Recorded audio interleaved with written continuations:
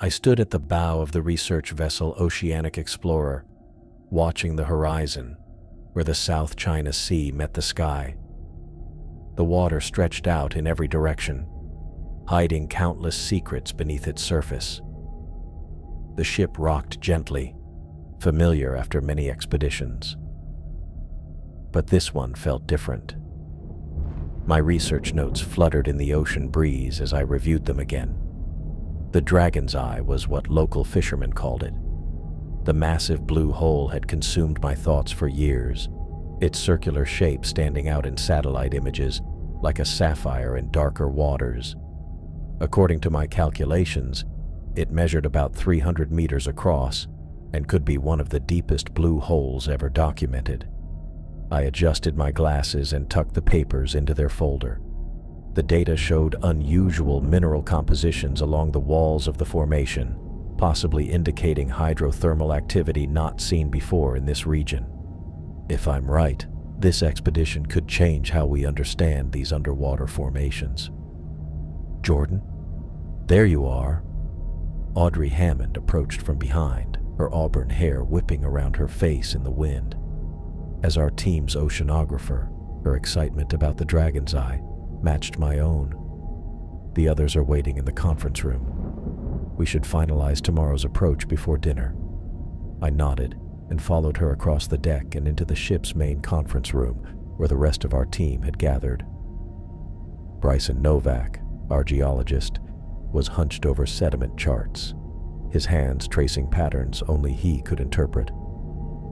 Christian Johnson, our tech specialist, tapped away at his laptop, likely adjusting our sonar equipment settings for tomorrow's survey. Grace Warren looked up from her safety protocols as we entered. As our dive safety officer, she took her responsibilities seriously, especially given the extreme depths we planned to explore. "Good. We're all here," she said, making a note on her clipboard. "I've mapped out the decompression schedules based on your proposed dive plan.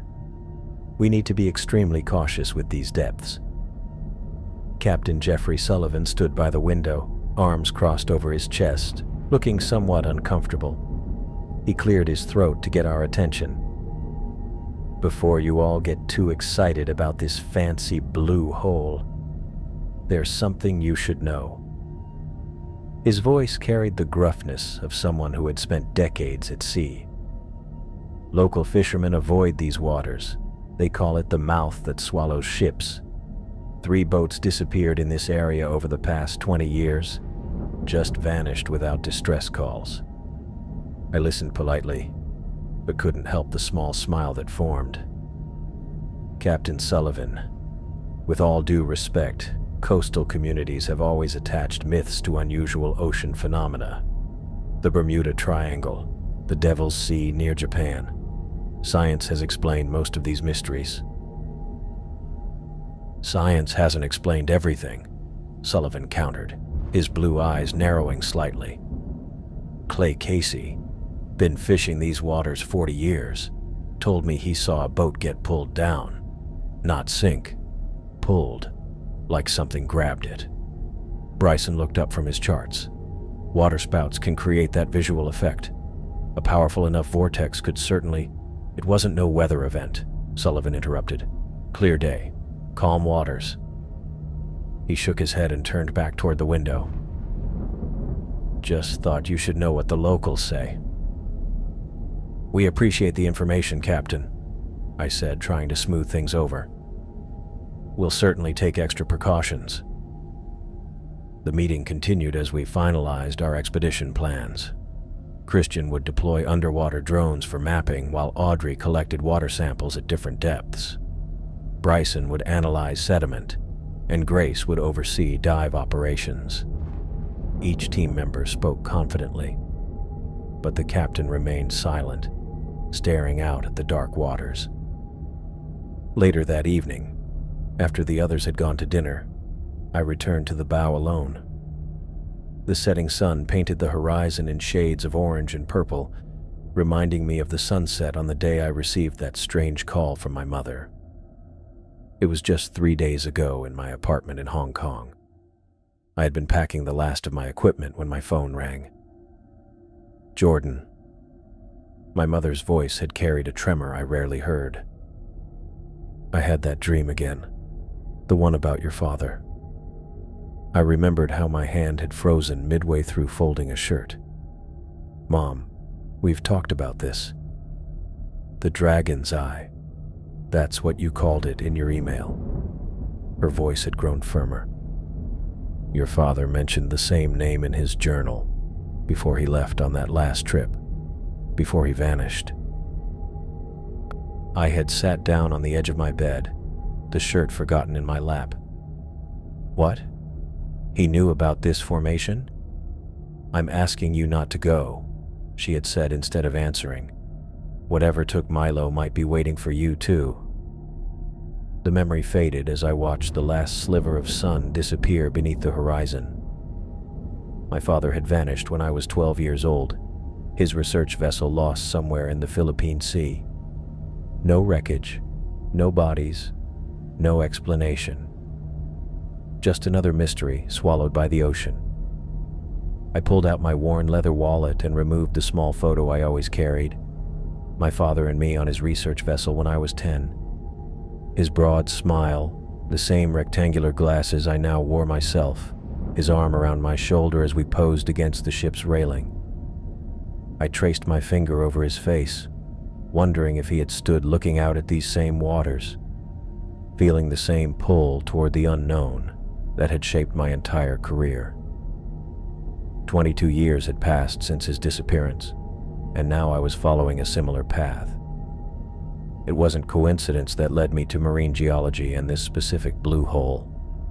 Every research paper I published, and every expedition I joined, pointed me toward something I couldn't fully express. The stars appeared above me, their reflection shimmering on the water.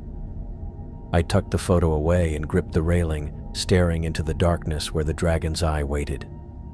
Tomorrow we would begin our exploration, using equipment and techniques my father could only have dreamed of. Whatever secrets waited in those depths, I would find them. For science, yes. The publications, the recognition, the advancement of human knowledge. But more than that, for the 12-year-old boy who still wondered what happened to his father, for the questions that had shaped my life, for the answers that might finally bring me peace. The ocean lay before me, hiding its secrets beneath the waves. I stood there until the cold air drove me inside, my determination growing with the vastness ahead. Tomorrow, we would start uncovering what waited below. I spotted it on the third day, a perfect cerulean circle amid darker waters. The contrast was so stark it looked almost artificial, like someone had dropped a giant coin made of blue light onto the ocean's surface. "The dragon's eye," Audrey said, standing beside me at the starboard rail. She leaned forward, her auburn ponytail catching the breeze. The locals weren't exaggerating about its shape. I nodded, unable to look away from the formation. Something about it tugged at my mind, a sense of recognition that made no sense. I'd never been here before, never seen this exact phenomenon except in satellite imagery, yet I could almost predict the patterns of light rippling across its surface. "You okay?" Audrey asked, glancing at me. "Yeah," I said, shaking off the feeling. "Just thinking about the dive tomorrow." But that wasn't it. The blue hole felt like something from a half-remembered dream. I raised my camera and began taking photos, documenting the perfect circular edge where deep cerulean met the darker navy of the surrounding sea. Behind us, the team bustled across the deck. Bryson called out instructions as Christian and Grace hauled equipment from below. Captain Sullivan watched from the bridge, his expression unreadable from this distance. "Jordan, we need your input on the drone deployment," Grace called. I took one last photo and turned away from the mesmerizing blue. That night, I sat in the ship's lab, recording our findings in my journal by the desk lamp. The sonar readings confirmed what the local fisherman had said. The blue hole dropped to about 300 meters, making it one of the deepest we'd studied.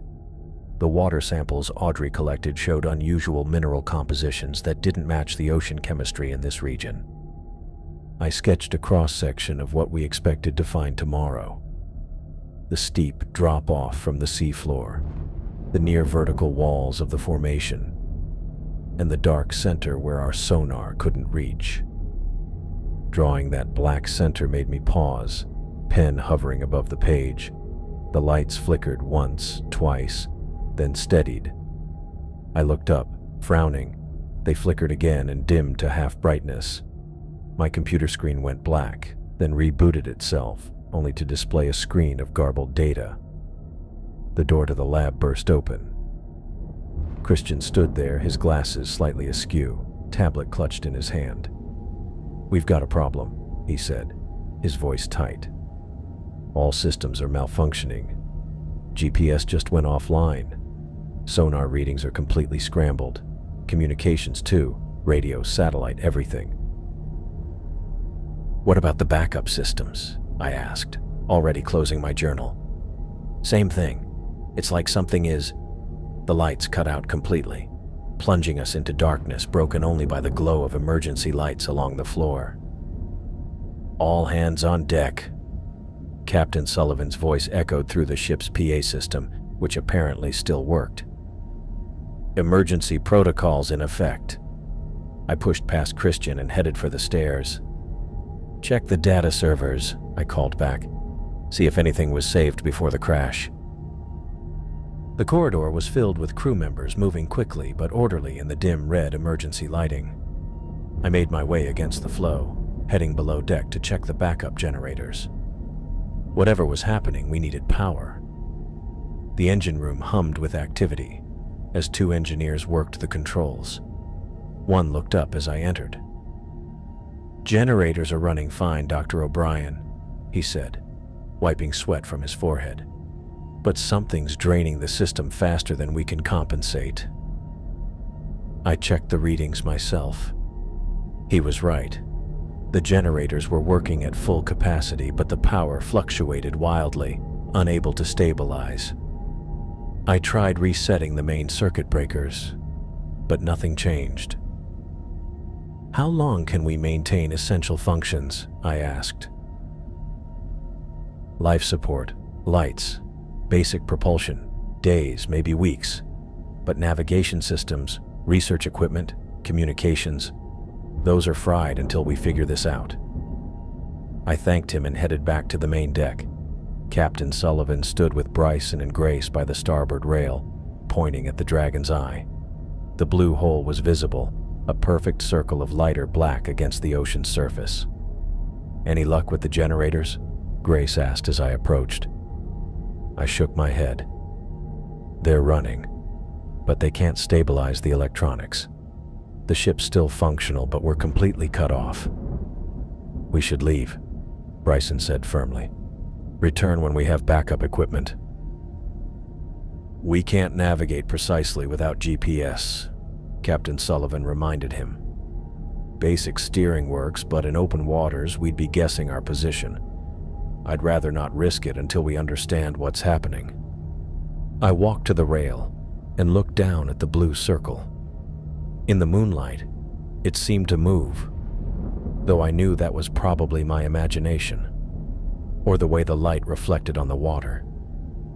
"This isn't natural," I said quietly, more to myself than the others. "What do you mean?"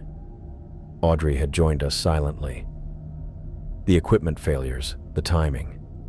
Right when we're about to begin our dive operations." I couldn't explain the growing uneasiness in my stomach. "Blue holes don't interfere with electronics. Unless there's something in this one that does," Audrey replied. I nodded, still looking at the dark water.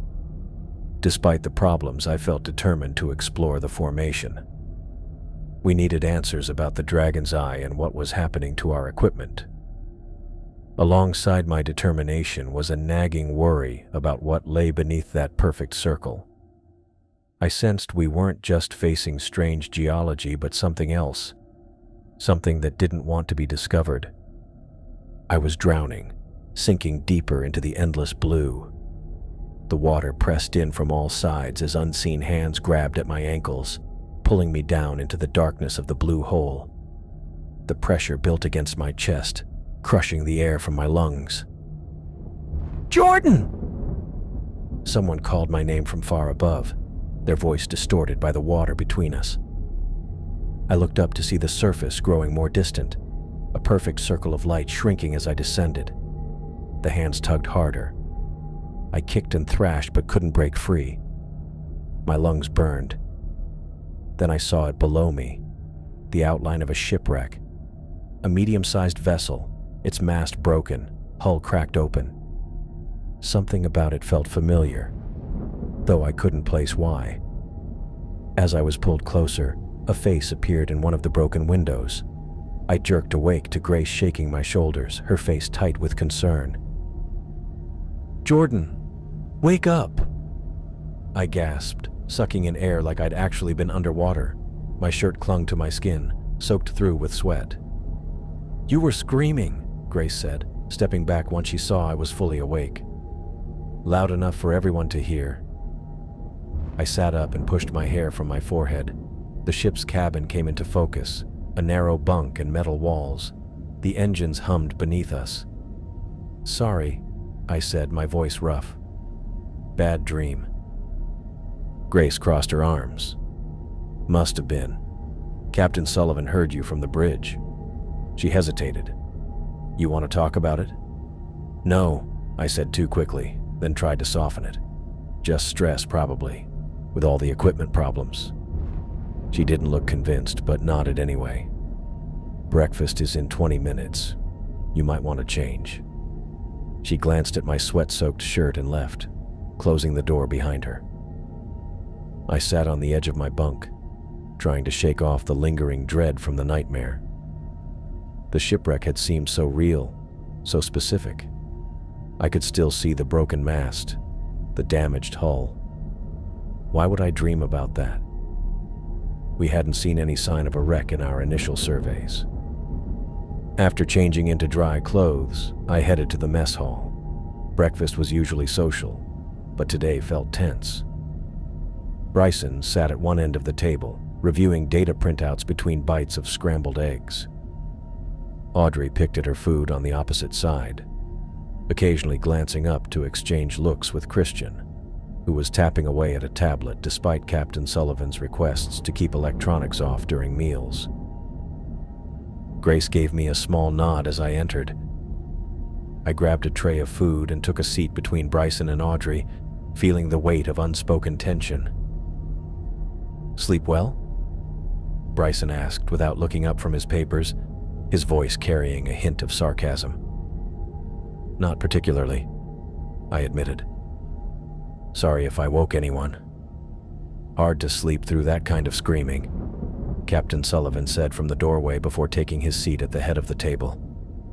"Sounded like you were being murdered." I focused on my coffee, avoiding the stares from around the table. Bryson cleared his throat. "I've been looking over our options, and I think we should postpone any dives until we can fix the equipment.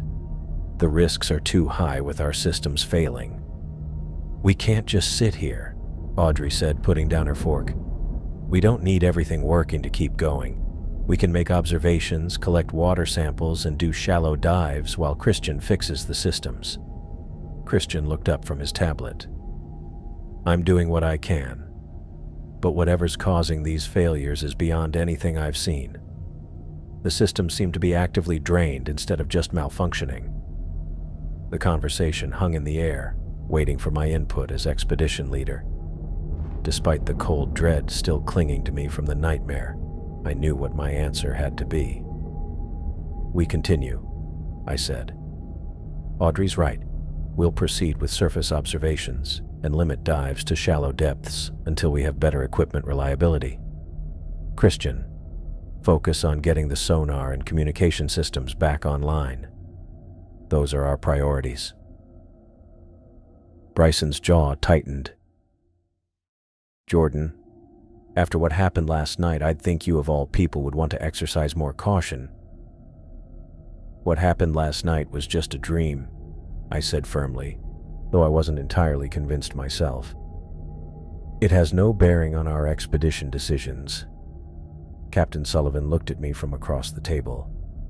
"Dreams at sea mean more than they do on land." "That's superstition, not science," I said, maybe more harshly than I meant. "We follow the data, not dreams." The rest of breakfast passed in uncomfortable silence. I could feel Bryson's disapproval radiating across the table, matched by Audrey's quiet satisfaction at my support. Grace watched me carefully, probably wondering what exactly I stood at the starboard rail watching Audrey check her dive gear one last time. Her methodical movements, the way she tested each valve and connection, showed years of training. But something about today felt wrong. A knot had formed in my stomach since breakfast, growing tighter as the morning progressed. "You're hovering," Audrey said without looking up from adjusting her buoyancy compensator. "I've done this 100 times, Jordan." "I know." I picked up her tank, turning it to check the pressure gauge again. "Readings look good. Just want to make sure everything's perfect." She took the tank from my hands, her green eyes meeting mine. "This is just a shallow sample collection, 30 minutes max." She pulled her auburn hair back, securing it under her dive cap. "I'll be fine." I nodded but moved to inspect her safety line anyway, running the rope through my fingers to check for weak spots. The nylon felt sturdy enough, but I tested the carabiner clip twice. "Since when did you become such a mother hen?" Audrey laughed, the sound bright against the constant low rumble of the ship's engines. "I'm being thorough." I rechecked the radio attached to her belt. "The equipment issues make me nervous. We still don't know what caused them. Which is why we're collecting these samples." She pulled on her gloves. "The water might tell us something our malfunctioning equipment can't." Grace appeared beside us with a clipboard. "Weather conditions are holding steady. Current dive plan has you at 20 meters maximum depth for sample collection." She looked at me. "You monitoring topside?" I nodded, still fiddling with Audrey's backup regulator. "For God's sake, Jordan," Audrey swatted my hand away. "You've checked that 3 times. I need to get in the water while the conditions are good." Captain Sullivan's voice crackled over the PA system. "All stations, be advised we have some wind picking up from the southwest. Nothing serious, but keep an eye on changing conditions." Grace made a note on her clipboard. "We should still be fine, but let's not waste time." Audrey flashed me a smile as she finished suiting up. "See? Even more reason to get moving." She slipped her mask over her head, letting it hang around her neck. "Stop looking so worried. I'll bring you back a souvenir. Maybe a pretty rock." I managed a tight smile. "Just follow the protocol. No improvising today." "Yes, sir." She mock saluted me before turning to Grace for a final equipment check. Bryson joined us at the rail, data sheets in hand. "Make sure to collect samples at 3 different depths," he reminded Audrey. "And note any temperature variations." "Got it." Audrey moved to the dive platform, fitting her mask over her face. She gave the standard OK sign, then turned to step off the platform. That's when it happened. A sudden gust rocked the ship, stronger than anything we'd felt all morning. I reached out instinctively to steady myself against the rail. The movement shifted Audrey's balance as she stood at the edge of the platform. She stumbled backward, arms wheeling. I lunged forward, but I was too far away. My fingers grasped at empty air as her safety rope pulled taut. For a split second, I thought it would hold. Then came the snap. A sharp, sickening sound. The frayed end of the rope whipped past my face as Audrey fell backward into the water. "Man overboard," I shouted, already pulling my shirt over my head. Audrey's line snapped. The deck erupted into activity. Captain Sullivan was barking orders through the PA system. Crew members rushed to positions. I kicked off my shoes, eyes fixed on the spot where Audrey had disappeared. The perfect circle of blue seemed to have swallowed her whole. Grace grabbed my arm. "Wait!" She thrust an emergency dive tank toward me. "Take this. Standard emergency gear only. Don't go deeper than 60 meters, no matter what." I nodded, slipping my arms through the straps of the BCD as Bryson rushed up with a rescue kit. "We're deploying the boat," he said, his voice tight with urgency. "But it'll take at least 5 minutes." "I see your bubbles," I said, pointing to a thin trail of silver rising from the depths. "But they're moving away from the ship." I secured the tank and regulator, pulling my mask from a nearby equipment locker. "Jordan," Grace's grip on my arm tightened. "Remember your training. Don't push beyond safety limits." I barely heard her. My focus had narrowed to the diminishing trail of bubbles in the water. Without another word, I put the regulator in my mouth, adjusted my mask, and jumped. The cold hit me immediately. Even in tropical waters at depth, the temperature dropped quickly. I oriented myself, found Audrey's bubble trail, and started swimming downward. The blue around me deepened from cyan to cobalt as I descended. I checked my depth gauge, 15 meters. The bubbles were getting fainter, moving deeper and farther away. Why was she sinking so fast? Her BCD should have allowed her to control her buoyancy. 20 meters, 25. The light from above began to dim as I swam deeper into the blue hole. I kept my eyes locked on that faint silver trail, ignoring the burning in my lungs as I pushed myself to descend faster than safety protocols allowed. At 30 meters, I spotted her. A dark shape against the blue, her limbs moving in what looked like slow motion. She was still conscious, but struggling, and she was sinking, much too quickly for normal conditions. I kicked harder, pushing myself downward. 40 meters now. The pressure squeezed my chest, my sinuses, my skull. I equalized constantly, but the discomfort grew with every meter. 50 meters. The water had turned a deep, midnight blue.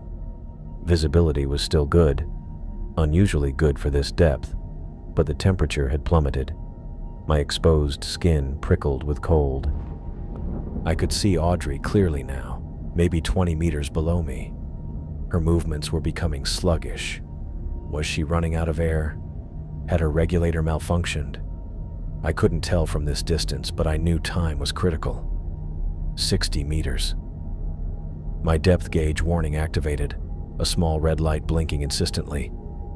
I was at my emergency limit, but Audrey continued to sink below me. My thoughts became strangely disconnected. Part of me knew what was happening. Nitrogen narcosis, the so-called rapture of the deep. Excessive nitrogen dissolving into the bloodstream at depth, affecting the brain like alcohol. I'd trained for it, experienced it in controlled conditions, but this was different. More intense. Colors seemed brighter. The blue around me pulsed like a living thing. I felt simultaneously alert and detached, as if watching myself from a distance. Focus. I forced the thought through the haze. Get to Audrey. Get her to the surface. I kept kicking, ignoring the depth gauge, ignoring the growing sense of unreality. 70 meters. I was close enough to see her face now, her eyes wide behind her mask. I reached out, my fingers almost brushing her ankle. A current hit us both, invisible but powerful, pushing horizontally through the water. It knocked me sideways, tumbling me away from Audrey.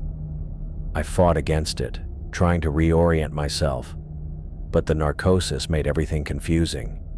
Up, down, left, right, all seemed equally plausible and impossible. When I regained control, Audrey was farther away, still sinking. And then I saw them. Movement in my peripheral vision, dark shapes shifting in the deep blue. Not fish, too large, too deliberate in their movements. They moved like divers, human in form but without tanks or equipment. Sometimes they seemed solid, fully present. Other times they wavered like heat mirages, nearly transparent. I blinked hard, trying to clear my vision. Nitrogen narcosis could cause hallucinations. That's what these had to be. But they didn't disappear. The figures continued to move through the water, circling lower, drawing closer to Audrey. I kicked again, reaching desperately toward her.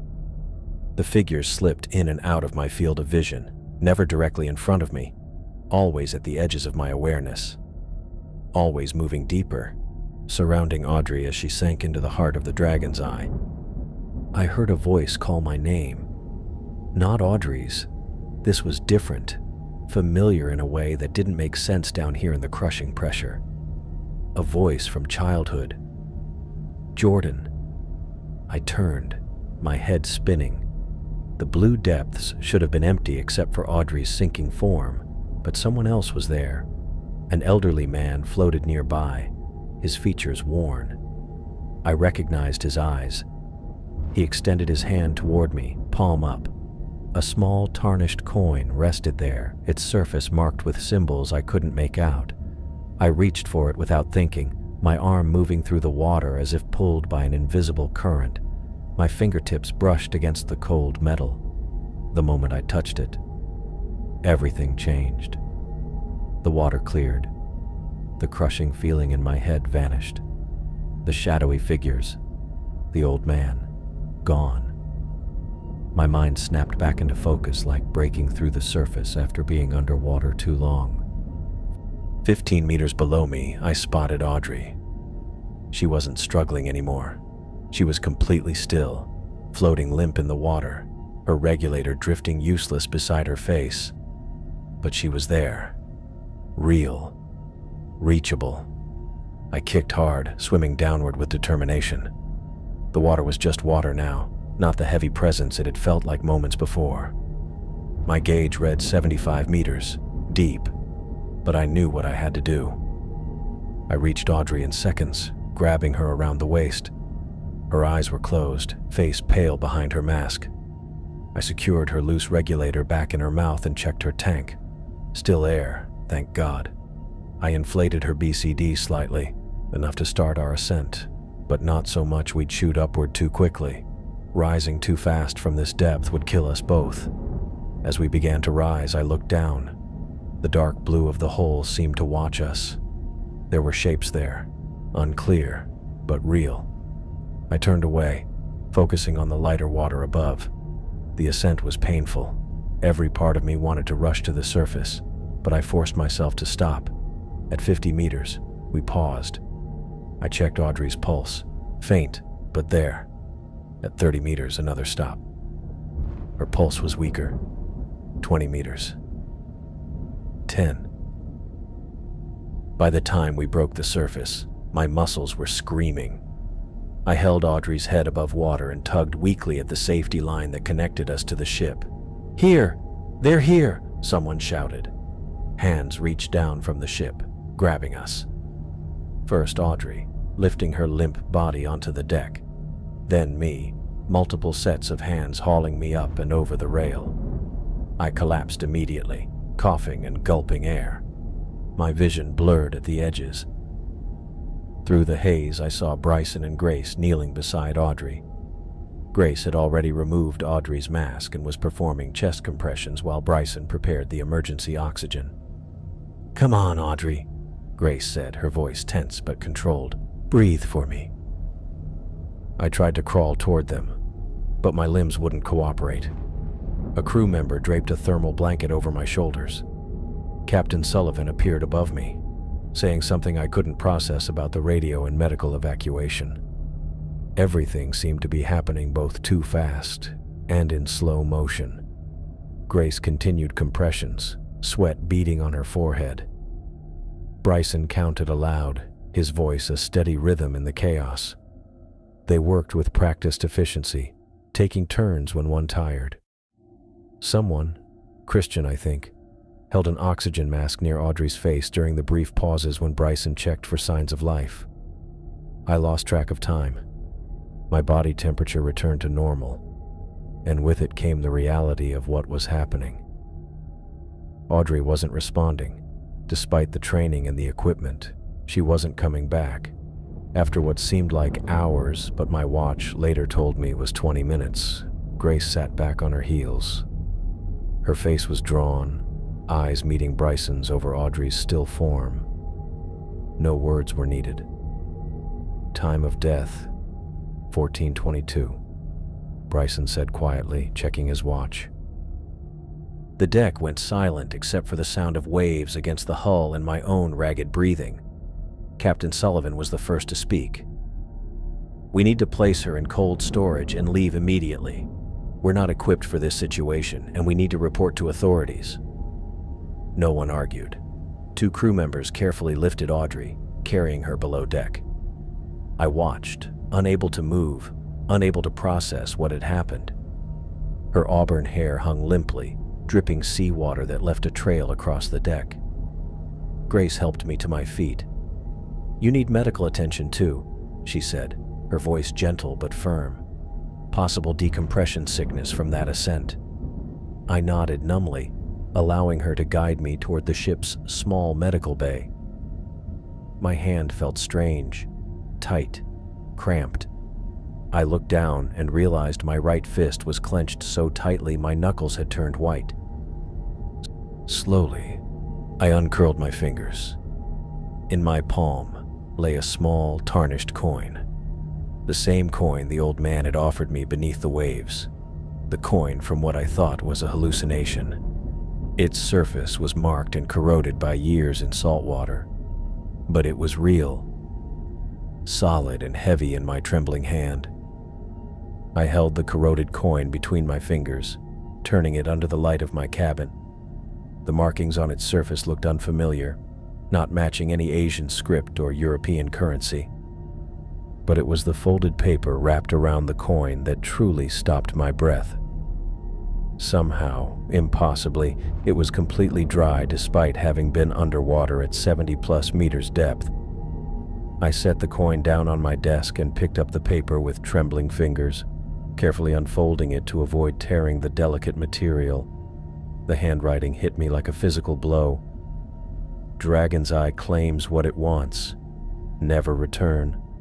Milo O'Brien." My father's handwriting. Unmistakable. I'd grown up watching him fill notebooks with that same distinctive script, the way he formed his capital letters, the slight leftward slant to his words. I knew it as well as my own. But what made my stomach lurch wasn't just seeing his handwriting.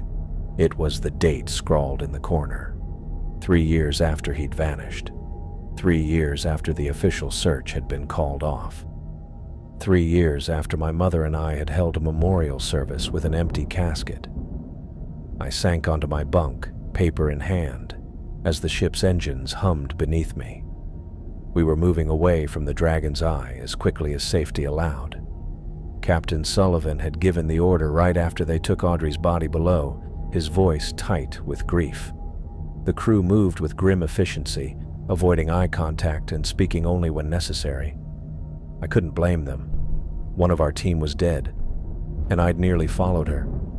The resuscitation attempts, Grace's determined counting, Bryson's quiet pronouncement of time of death. It all swirled in my mind like debris caught in a whirlpool. Yet through it all, I kept coming back to this paper, this impossible note. My father, alive 3 years after he'd vanished without a trace, and warning me away from the very place I'd just escaped. The ship's motion changed as we hit open water, the rhythmic pitching more pronounced. I tucked the note into my pocket and made my way to the lab, needing distraction, needing to understand at least one piece of this puzzle. The coin, at least, was something tangible I could study. The lab was empty when I arrived. Bryson was likely filling out paperwork related to Audrey's death. Grace would be monitoring my condition for signs of decompression sickness. Christian would be checking if any of the malfunctioning equipment had come back online. I placed the coin under the microscope and adjusted the magnification. The metal was an unfamiliar alloy with a greenish tint beneath the corrosion. The symbols became clearer, spiraling patterns resembling ocean currents, mixed with angular marks that could be letters from an unknown alphabet. I spent hours documenting everything, taking photos, making sketches, and checking reference materials. Nothing matched any historical currency in the databases I could access. The composition included elements I couldn't identify with the ship's equipment. "What are you working on?" I jumped at Bryson's voice behind me, instinctively covering my notes with my arm. He stood in the doorway, looking 10 years older than he had just this morning. "Just trying to make sense of some things," I said. He nodded, not really listening. "We need your statement for the report. About what happened with Audrey." I swallowed hard. "I'll be right there." After he left, I carefully wrapped the coin in a clean cloth and tucked it into my pocket alongside the note. Something told me to keep both items private, at least for now. How could I explain a note from my long-missing father? How could I explain the old man I'd seen underwater, or the shadowy figures surrounding Audrey? They'd assume nitrogen narcosis had caused hallucinations. They'd want to study the coin, maybe confiscate it. No, this was personal. This was about my father. The report took hours to finish. It detailed equipment checks, Audrey's fall, my pursuit, the rescue attempt, and the resuscitation efforts. No one asked about hallucinations or the coins and figures I saw. The conclusion: equipment failure and strong underwater currents. A tragic accident during a routine sample collection. That night, alone in my cabin, I took out the note again. The ship was making good time back toward Hong Kong. By tomorrow evening we'd dock, and this nightmare expedition would officially end. I traced my finger over my father's handwriting, the same hand that had ruffled my hair when I was a child, the same hand that had taught me to tie knots and read nautical charts. How had he survived? What did he mean by "Dragon's Eye claims what it wants"? Had he seen the same shadowy figures I had? Had he received a coin from a mysterious old man? And most haunting of all, if he was alive after his disappearance, why hadn't he come home to us? I leaned against the wall of my cabin, the note on my knees. Outside my porthole, the South China Sea stretched to the horizon, hiding its secrets beneath a calm surface. Finding answers meant going back to the Dragon's Eye, back to whatever lurked in those depths. The same force that had taken Audrey, and in some way I didn't yet understand, my father as well. I folded the note carefully and placed it back in my pocket next to the coin. Both felt impossibly heavy for such small objects. I arrived in Hong Kong on a gray morning, my body still aching from the journey. The customs officer barely glanced at my passport before waving me through. The rest of the team had already scattered, Bryson to his hotel, Christian back to the tech lab, Grace to file safety reports. But my work wasn't finished. Audrey's parents lived in a modest apartment in the Western District. I'd called ahead, telling them only that I needed to speak with them about their daughter. They didn't know yet. That weight sat in my chest like a stone as I rode the taxi through rain-slicked streets. The building was older but well kept, with potted plants lining the entrance. I climbed 5 flights of stairs, each step heavier than the last. At their door, I hesitated, clutching my bag that contained Audrey's research notes, carefully preserved and organized. I knocked. Taylor Ray opened the door. She looked so much like Audrey. The same green eyes, the same auburn hair now streaked with gray. For a moment, I couldn't speak. "You must be Jordan," she said, her voice warm. "Audrey mentioned you in her emails. Please come in." Their apartment was small but bright, filled with books and photographs. Freddie Ray stood by the window, tall and dignified with a neatly trimmed white beard. He extended his hand to me. "Dr. Chen, we've heard good things about you from our daughter." I shook his hand, feeling sick. They still spoke of Audrey in the present tense. They smiled at me, offered me tea, asked about the expedition. I sat with them at their kitchen table, the cup warm between my palms, and told them what happened. I watched as understanding transformed their faces. Taylor's hand flew to her mouth. Freddie went still, his academic composure fracturing around the edges. "I don't understand," Taylor whispered. "She was so careful. She always followed protocol."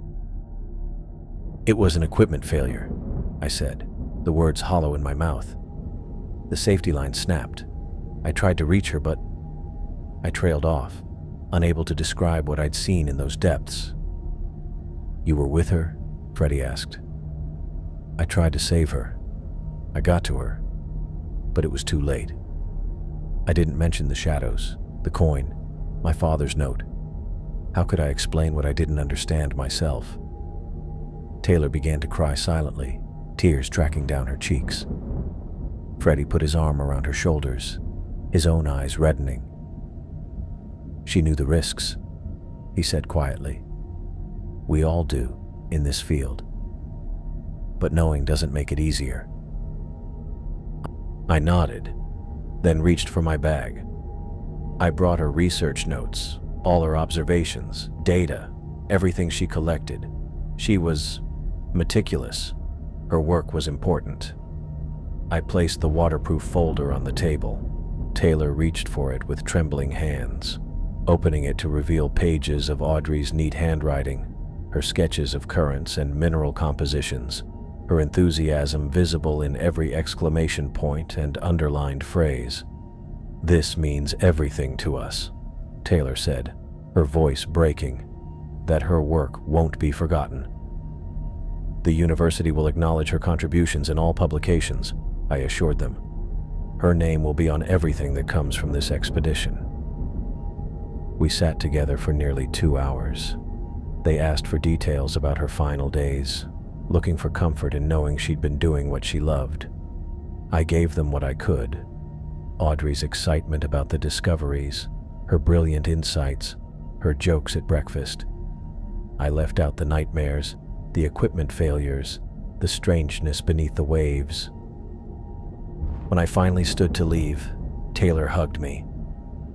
"Thank you for trying to save her," she whispered, "and for bringing these back to us." I nodded, unable to speak. Freddie walked me to the door. "You look haunted, Dr. Chen," he said quietly. "I recognize it because I see it in the mirror now. But whatever happened out there, don't let it consume you." I looked at him, surprised by his perception. "Audrey wouldn't want that," he added. I thanked him and left, walking down the stairs in a daze. Outside, the rain had stopped, but the sky remained overcast. I stood on the sidewalk, trying to breathe normally, feeling the weight of their grief added to my own. The parallels were too stark to ignore. Another researcher lost to the sea, another family left with questions that had no answers. Except this time, I had a note that suggested answers might exist after all. I took a taxi to my mother's apartment in Kowloon. The ride gave me time to collect myself, though I knew the next conversation would be no easier. My mother had lived with the ghost of my father for over 20 years. Now I had evidence he might not be a ghost at all. Opal's apartment building was newer than the Rays, with a security guard who recognized me and nodded as I passed. I took the elevator to the 10th floor, thinking about what I would say, how I would prepare her. She opened the door before I knocked. Somehow, she always knew when I was coming. "Jordan," she said, pulling me into a hug. "I heard about what happened on the news. That poor girl." My mother led me inside, her hand on my arm. Her apartment was smaller since she downsized after I moved out, but it still felt like home. The same furniture, the same photographs on the walls, the same jade pendant around her neck. "Have you eaten?" she asked, already moving toward the kitchen. "I can make something." "Mom, I need to show you something first." She turned, studying my face. "What's wrong?" I took out the folded note, my hands not quite steady. "I found this during the expedition." She took it, unfolding it carefully. I watched her face as she read the words. "Dragon's Eye claims what it wants. Never return. Milo O'Brien." Her eyes widened. Her hand went to her jade pendant, fingers clutching it tightly. She sank onto the couch, still staring at the note. "Where did you find this?" she whispered. I sat beside her. "In the water, at the blue hole." "This is his handwriting," she said, her voice shaking. "Jordan, this is your father's handwriting." "I know. But the date," she pointed to the corner of the paper. "This is from 3 years after he disappeared, after we held the memorial." "I know," I repeated, gentler this time. Her eyes filled with tears. "He was alive? All this time he was alive somewhere and he never came back to us?" I put my arm around her shoulders. She felt smaller than I remembered. "I don't know what happened to him, Mom, but I think he was trying to warn people away from that place." She stared at the note, tracing the letters with her fingertip. Before his last expedition, he was obsessed with these blue holes. He found references to them in old naval charts, fishermen's tales. He believed they were special somehow. She looked up at me. "You found one? The Dragon's Eye?" "Yes." She took a deep breath. "There's a box in the storage closet. All his research that the university returned after the memorial. I couldn't bear to look at it, but I couldn't throw it away either." I helped her up, and together we went to the small closet near the entrance. On the top shelf, behind suitcases and winter blankets, sat a cardboard box labeled simply Milo. We placed it on the dining table. Inside were journals, maps, photocopied articles, and photographs, the accumulated research of my father's career. My mother sat across from me, watching as I began to sort through it. "I never understood his fascination with those places," she said quietly. "They frightened me. Holes in the ocean floor, going down into darkness." I nodded, opening one of the journals.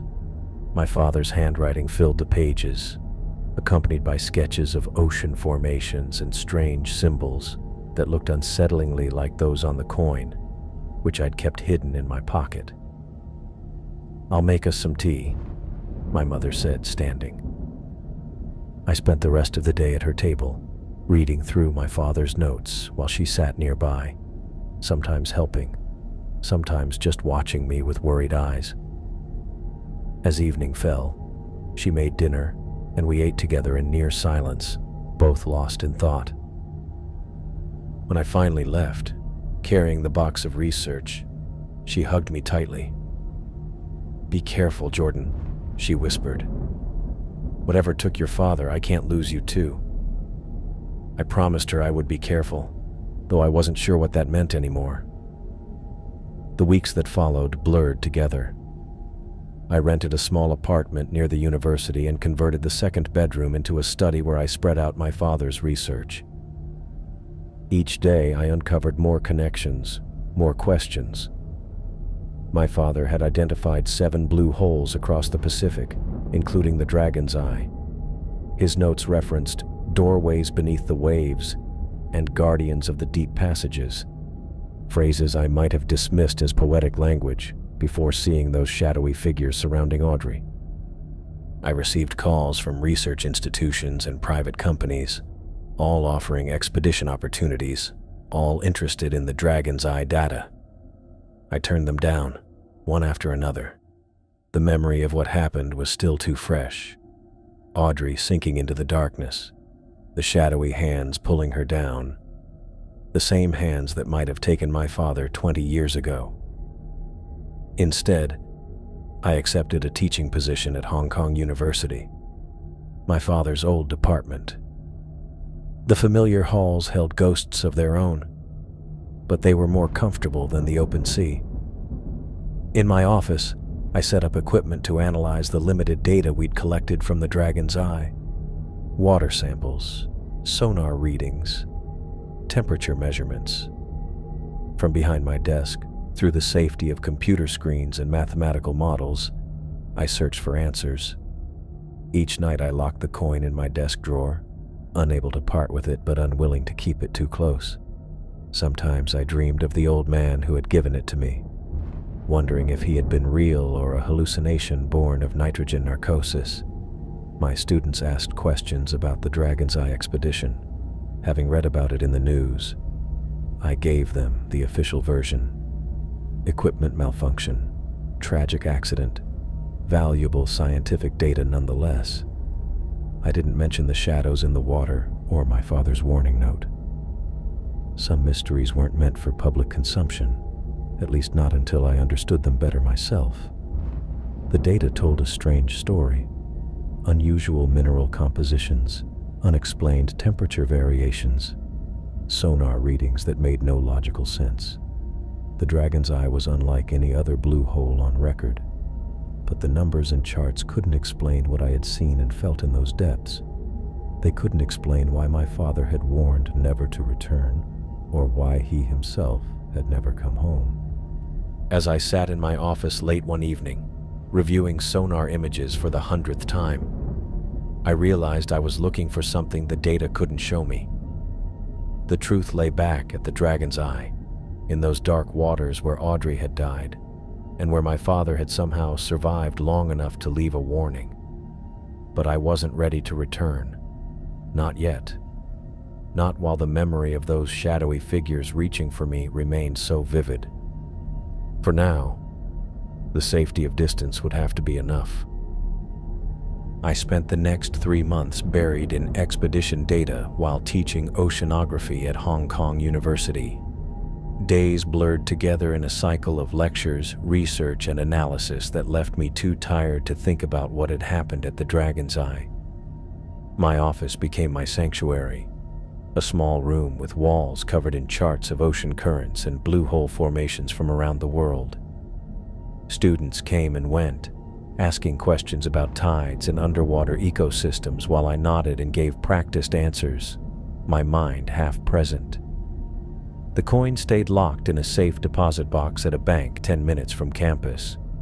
I visited once a week to make sure it remained undisturbed, opening the metal drawer just enough to see the tarnished edge before sliding it shut again. I couldn't bring myself to get rid of it, yet I feared examining it further.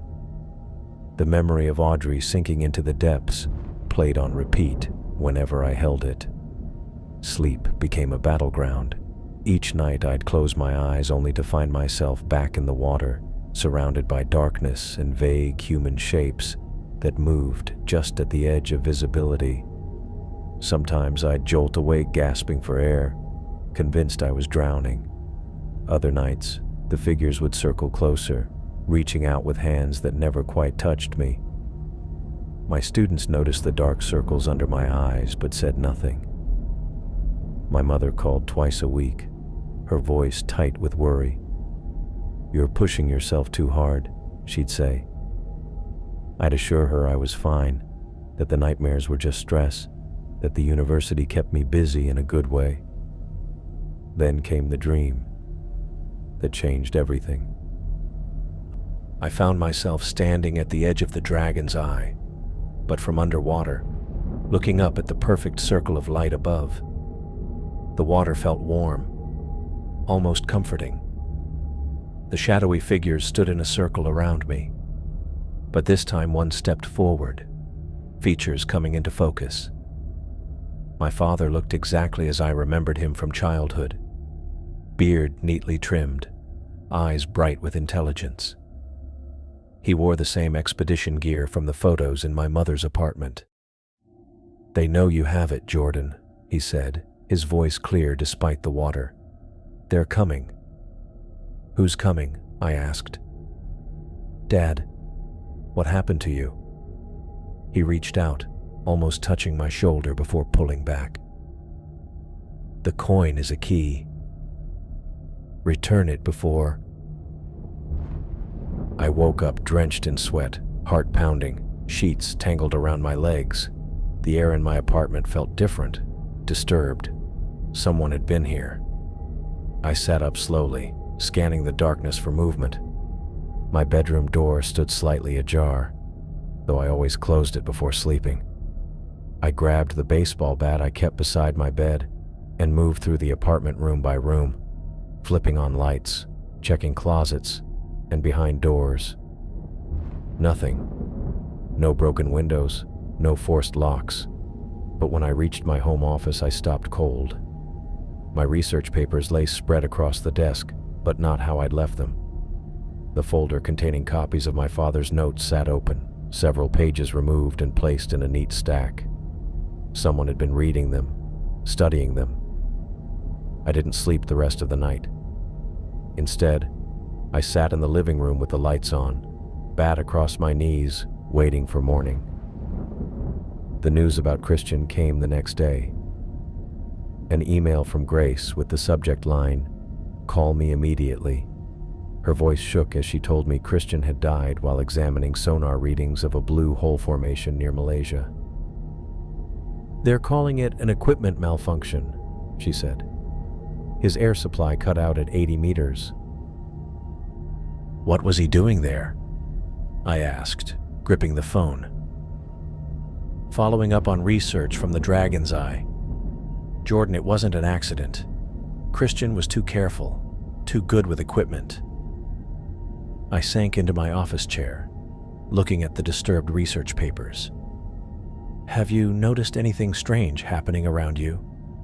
Anyone watching your house or following you?" Her pause told me everything. "I've been staying with my sister," she finally admitted. "Someone broke into my apartment last week." Before I could respond, my other line rang. Bryson's name lit up the screen. "I need to take this. It's Bryson. I'll call you back." Bryson's usually measured voice carried an edge of panic. "Someone's been calling me," he said without preamble. Hang-ups at first, then breathing. "Last night someone said my name and hung up. I think I'm being followed." "Where are you?" I asked. "Hotel Meridian, downtown, room 412.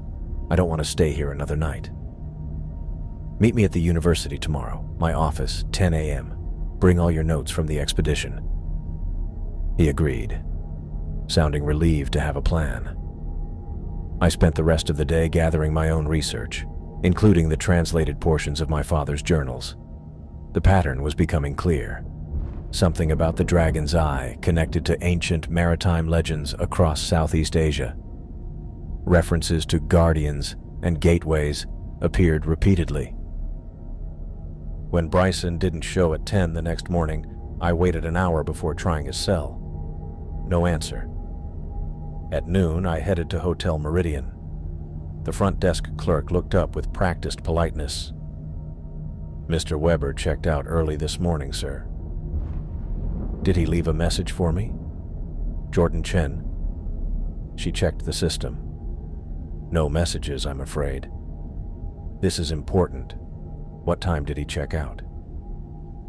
"Around 4:30 a.m., according to our records." I persuaded the manager to let me see the room, claiming we were colleagues and I needed to verify if Bryson had left behind important research documents.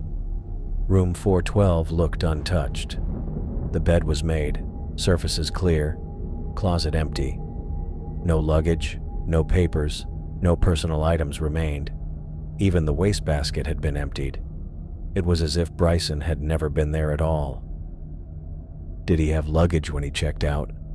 I asked the manager. "I wasn't on duty, but there's no note about assistance with bags," he replied, glancing around the empty room. I stood in the center of the hotel room, a cold realization settling in my gut. First Audrey during the expedition, then Christian in Malaysia. Now, Bryson had vanished. The Dragon's Eye mystery hadn't stayed in the South China Sea. It had followed us home. And someone, or something, was methodically eliminating everyone who had been part of the research team. I pulled out my phone and dialed Grace, staring at the empty room where my colleague should have been. She didn't answer. I tried Captain Sullivan next, getting his voicemail. As I ended the call, I caught a glimpse of movement reflected in the window, a shadow passing in the hallway outside the room. By the time I reached the door, the corridor was empty. I stared at the unmarked envelope that had been slipped under my door. No stamp, no return address, just my name scrawled across the front in unfamiliar handwriting. Something about it made my hand hesitate before picking it up. The paper felt thin, almost cheap as I tore it open. Inside was a newspaper clipping, folded once. As I unfolded it, the headline hit me like a physical blow. "Local captain's vessel found adrift, no signs of crew." The article was short, just a few paragraphs about how Jeffrey Sullivan's fishing boat had been found 20 miles offshore, engines running, equipment intact, but no sign of anyone on board. My mouth went dry. I read it again, then a third time, hoping the words would somehow change. They didn't. Jeffrey, gone just like Christian and Bryson. First Christian's equipment malfunction during what should have been a routine dive. Then Bryson's empty hotel room. Now this. The pattern was undeniable.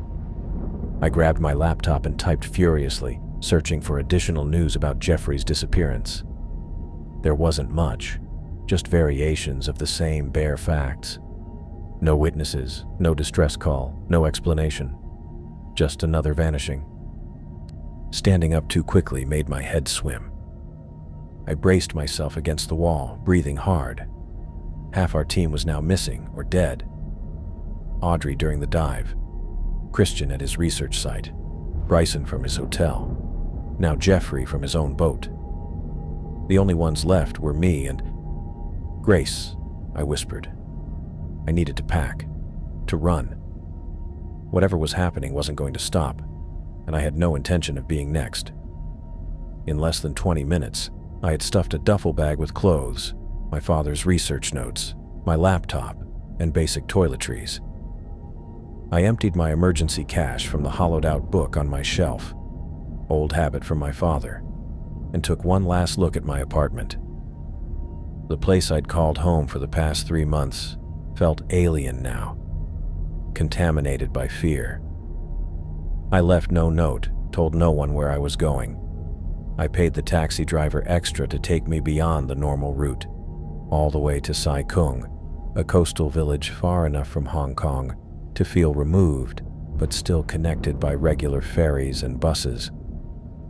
The village was quiet, with narrow streets between small shops and houses. Many buildings were painted in faded pastels. I found a guest house near the water that asked few questions and accepted cash. After checking in, I placed my first call to Grace. The phone rang 6 times before a man's voice answered. "Hello?" He sounded tired, cautious.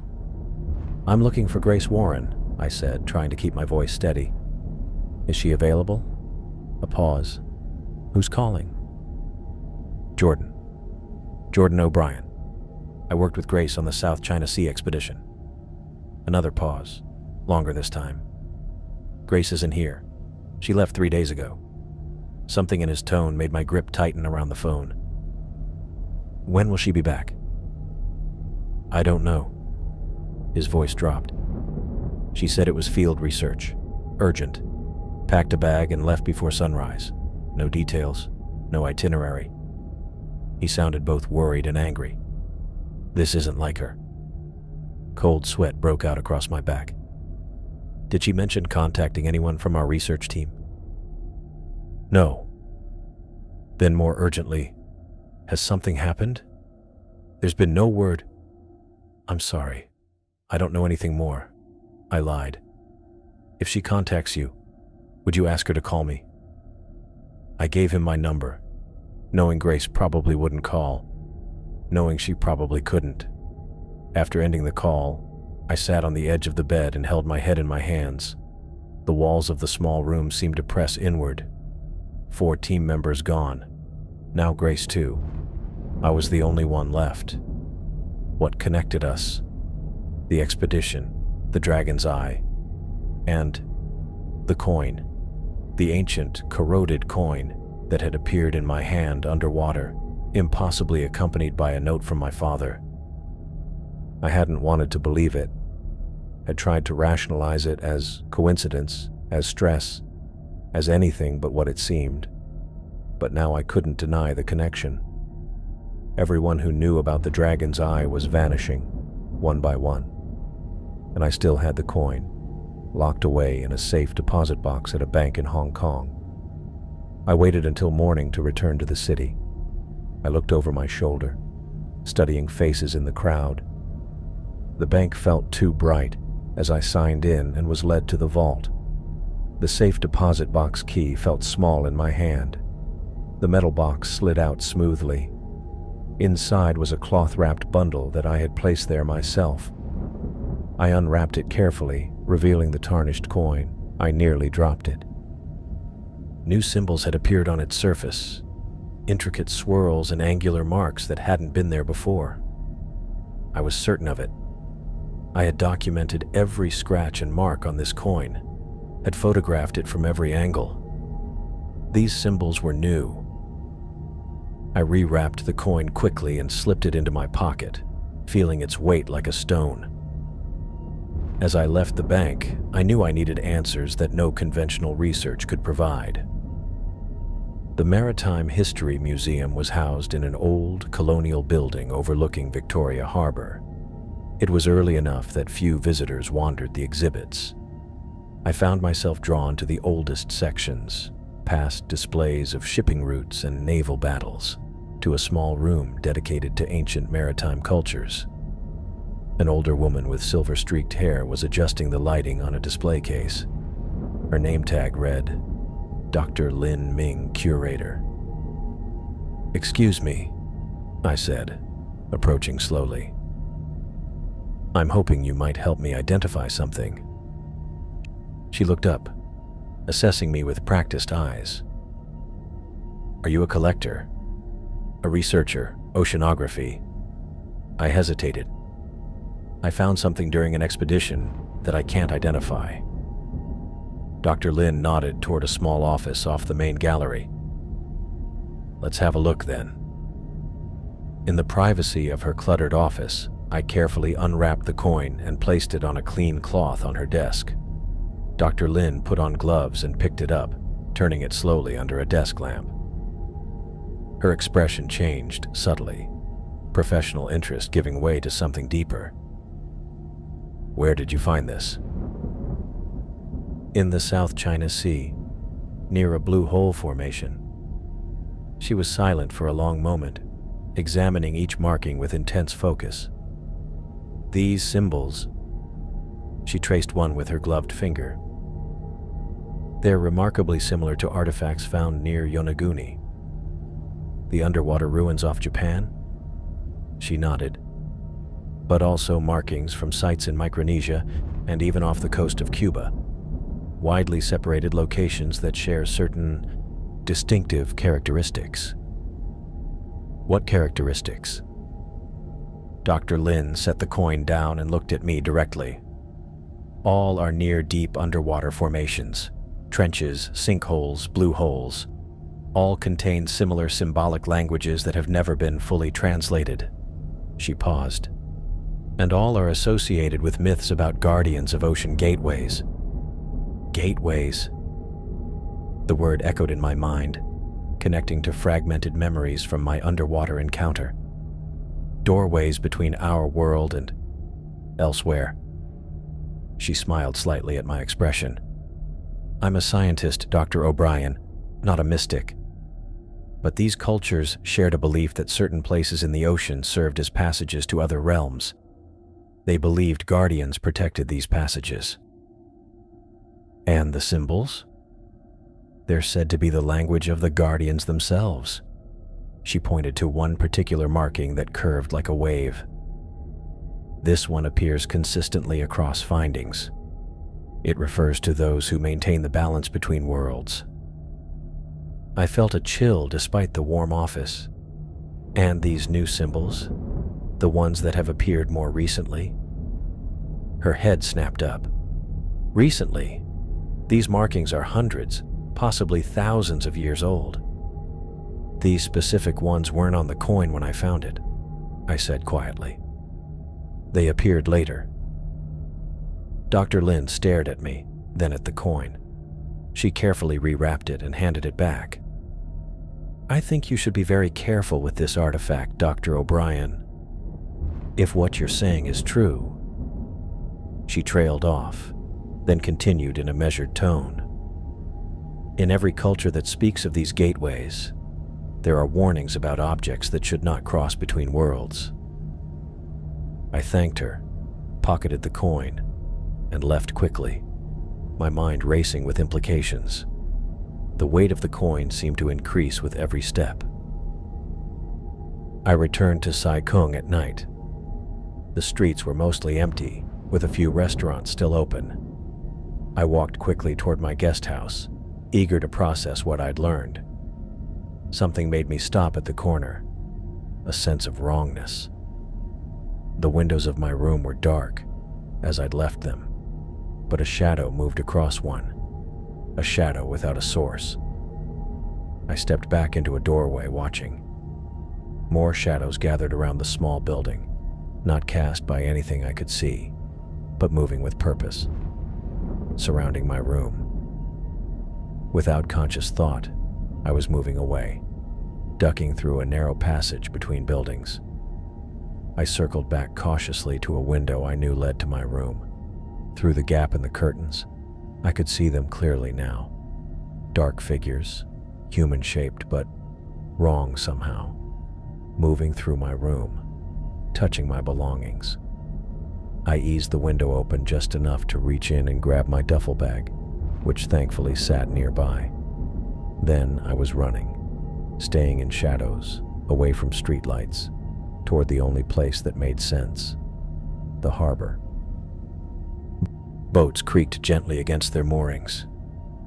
The night sky was clear, stars reflected in the dark water. The coin burned in my pocket, its weight a constant reminder of its unnatural origin. As I stood there, gasping for breath, pieces began fitting together in my mind, not like a puzzle being solved, but like remembering something I'd always known. The Dragon's Eye wasn't just a geographical formation. It was exactly what the ancient symbols named it, a gateway, a door between worlds that was never meant to be opened. And the coin was a key that had crossed over, upsetting some cosmic balance. I thought of Audrey sinking unnaturally fast, pulled down by unseen hands. Of Christian's equipment malfunction, of Bryson vanishing from his hotel, of Jeffrey's empty boat, of Grace leaving without explanation. They weren't random tragedies or coincidences. They were consequences of what we had disturbed. What I had disturbed by taking the coin. Standing at the edge of the dock, watching the dark water lap against weathered wood, I knew exactly what I needed to do. The coin had to be returned to where it belonged. I had to go back to the Dragon's Eye, face whatever waited there, and restore what had been taken. It was the only way to stop the disappearances, the only way to end this nightmare, and I needed to do it before the shadows found me too. I chartered a small boat out of Sai Kung Harbor, paying extra for privacy and discretion. The captain asked few questions when I handed over twice his usual fee, only nodding when I gave him the coordinates for the Dragon's Eye. His weathered face showed no recognition of the location, just another point on the vast South China Sea to him. Better that way. The boat was modest but seaworthy, a 30-foot fishing vessel with a small cabin below deck, and just enough navigation equipment to find our destination. I spent most of the 16-hour journey on deck, watching the endless blue water and fingering the coin in my pocket. Its weight had grown heavier with each passing day since I'd taken it from the depths. "We're almost at the coordinates," the captain said from the wheelhouse. "In about 2 hours." I nodded and turned my attention to the horizon. The morning sun glinted off the water, and a light breeze carried the scent of salt and diesel. My stomach knotted as I considered what lay ahead. Audrey was gone. Christian, too. Bryson and Captain Sullivan had vanished without a trace. Even Grace had disappeared, all connected to this small metal disc I carried. The boat's engine changed pitch as we slowed. I checked my watch. We were making good time. Below deck, I opened my bag and reviewed my father's notes one last time. His sketches of the Dragon's Eye matched what I'd seen months ago when our expedition first arrived. I traced my finger over his handwriting. Dragon's Eye claims what it wants. Never return. I should have listened. The boat's radio crackled. I climbed back to the deck where the captain frowned at his navigation panel. "Something wrong with equipment," he said, tapping the screen. "GPS not working right." My heart quickened. "What about the radar?" He switched to another display that showed nothing but snowy interference. "This too, all not working." It was happening again, just like during our expedition. I moved to the bow of the boat and peered ahead. There it was, a perfect circle of cerulean blue amid the darker waters, the Dragon's Eye. "We're close enough," I told the captain. "Cut the engines." He looked doubtful but complied, and the boat moved forward. The quiet was broken by water lapping against the hull. "You wait here," I said. "I need to do something alone." The man shrugged, clearly uncomfortable with the failing electronics but seemingly content with his advance payment. I moved to the side of the boat, preparing myself for what needed to be done. That's when I noticed the darkness at the edges of my vision. I blinked, thinking it was exhaustion, but the shadows stayed, forming shapes along the deck. They were vague at first, but grew clearer with each second, human-shaped, but not quite human. The captain yelled something in Cantonese and backed away, eyes wide with fear. I couldn't blame him. The shadows moved with purpose, circling the deck. Unlike the fleeting glimpses I'd seen underwater and in my apartment, these figures were almost tangible, their edges defined against the bright morning sun. One figure separated from the others and approached me. My breath caught as I recognized the face forming within the darkness. Older than in my memories, with deep lines etched around the eyes and mouth, but undeniably my father. "Dad?" The word escaped as little more than a whisper. His form settled, becoming more substantial than the others. He wore the same expedition clothing I remembered from childhood, khaki pants and a blue shirt with rolled sleeves. A gentle smile formed on his weathered face.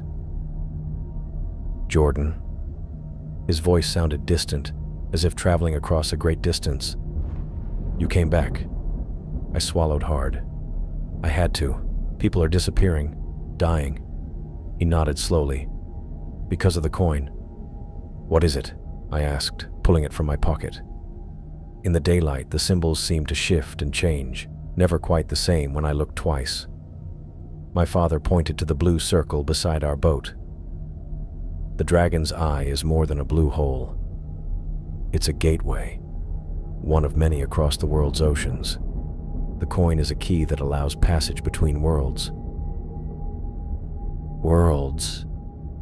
I don't understand. There are places where the boundaries grow thin. The ancients created guardians to protect these passages. He glanced at the figures around us. When you removed the key, you disturbed a balance that has existed for centuries. The boat rocked gently as if in response to his words. In the distance, the captain had retreated to the wheelhouse, watching us with undisguised terror. "The others," I said. "Audrey, Christian, Bryson, Captain Sullivan, they were taken because of this?" My father's expression grew solemn. "The gateway must be protected. When its key was removed, the Guardian sought to restore balance. By taking my friends, by taking those who had come too close to understanding." His eyes held mine. "Now you must choose, Jordan. Return the coin and leave this place forever, or join those who have been taken as guardians of the gateway." I looked past him at the swirling blue of the dragon's eye. "If I return it, what happens to them? To Audrey and the others?" "They remain as they are now, between worlds. And if I join them?" "You would understand everything, see beyond the limits of your current existence." His form wavered slightly. "But you could never go back." I closed my hand around the coin, feeling its cool metal against my palm. I thought of Audrey's parents, still grieving their daughter, of Christian's technical brilliance cut short, of Bryson's cautious wisdom now lost, of Captain Sullivan's years of experience vanished in an instant. "What about you?" I asked. "You've been gone for years." "I made my choice," he said simply. "I became a guardian when I understood what the dragon's eye truly was. Mom mourned you. We had a memorial service." Pain flashed across his face. Some sacrifices cannot be avoided. Some knowledge comes at great cost. The figures moved closer, and I recognized Audrey among them, her face both familiar and strange. Behind her were Bryson and Christian. Captain Sullivan's weathered face also watched me from the group. "They're all here," I whispered. My father nodded. "The gateway claimed them, as it claimed me." I looked down at the coin in my hand, tracing the symbols with my thumb. The weight of decision pressed down on me, heavier than all the ocean's depths I'd ever explored. With trembling hands, I stepped to the edge of the boat. The perfect circle of blue seemed to pulse below us, calling to the coin I held. I thought of my mother, of the life I'd built, of the research that had driven me to this point. "I'm sorry," I said, looking one last time at my father. "I can't join you." I opened my palm and let the coin fall. It caught the sunlight for an instant, flashing gold before disappearing into the deep blue waters of the dragon's eye. The effect was immediate. The shadowy figures began to dissolve, edges blurring into the morning air. One by one, they faded. Christian first, then Captain Sullivan, then Bryson. Audrey lingered a moment longer, her expression unreadable before she too disappeared. My father remained the longest. His form stayed clear enough that I could see the pride in his eyes, the small nod of understanding he gave me before he began to fade. "Dad, wait!" I reached out, but my hand passed through where he had stood. "Some mysteries aren't meant to be solved, Jordan," he said, his voice growing fainter. "Only respected." Then he was gone, leaving me alone on the deck. The captain emerged cautiously from the wheelhouse, looking around in bewilderment. "They gone? The shadow people?" he asked. "Yes," I said. "They're gone." He pointed to his navigation panel. Equipment working again. "We go now?" I looked once more at the dragon's eye, its perfect blue circle unmarred by our presence. Whatever secrets it held would remain hidden, as they should. "Yes," I said. "We go now." 1 year later, I stood at the edge of Hong Kong Harbor, watching fishing boats return as the sun dipped toward the horizon. Golden light painted the water and silhouetted the vessels as they moved into their berths, fishermen calling to each other as they secured their catches. I hadn't returned to ocean research after that day at the Dragon's Eye. Instead, I'd taken a teaching position at the university, focusing on historical mapping and coastal ecology.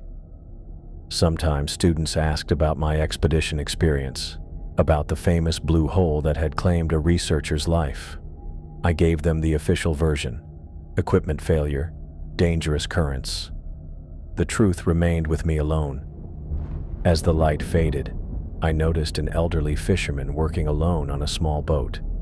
Something about his movements caught my attention: the careful precision, the economy of effort. He moved with the confidence of someone who had spent decades on the water. When he looked up, I felt a shock of recognition.